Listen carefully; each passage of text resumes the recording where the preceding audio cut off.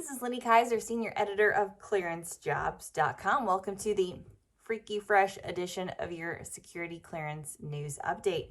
We got a question about references and your security clearance application, or SF-86.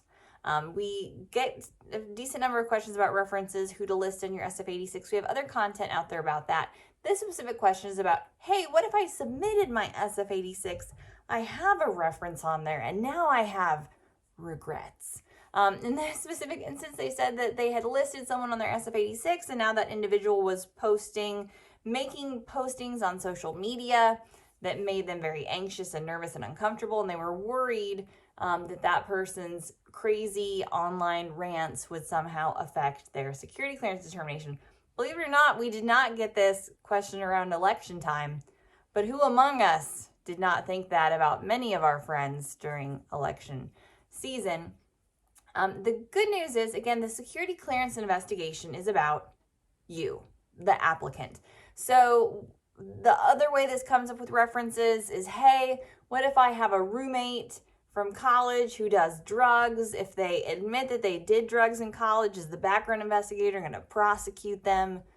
No, that's not how it works. The background investigator is gathering information about your security clearance eligibility. Certainly certain things could come up in the course of an investigation, but your college drug use is not going to hinder your roommate, even if that roommate is still doing drugs. The investigator does not care about that, is not going to ask about that. That is not a part of what they're about. Also, the mental stability of your reference. They are not interested in that. If the person is posting things on social media that make you uncomfortable, that's not going to reflect on you as the applicant just because that person was listed as a reference.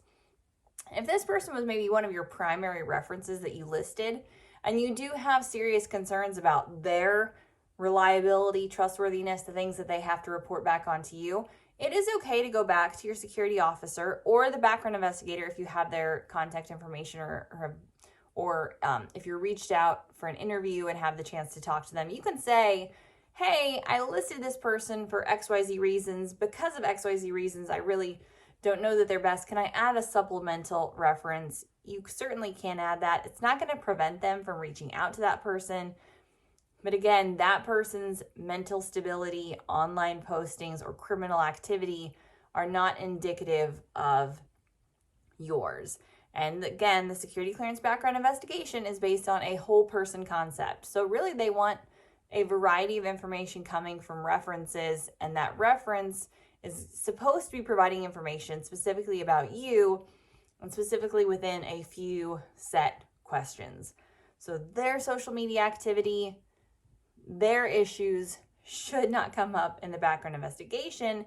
If they're really off the rails and no longer reliable and will not be willing or able to provide that reference, that's when you might want to step in and reach out to your security officer or investigator to provide something supplemental, an alternative supervisor, somebody else with the company, a coworker who can verify that information, or someone else. Just because the biggest issue is not going to be that their instability is going to reflect on your investigation. It's that their instability is going to make them incapable of responding to the investigator, which will simply slow down your investigation, and nobody wants that, the government or yourself. So for more on why you need to list references, who to list as your references, and all about that process, you can visit us at clearancejobs.com.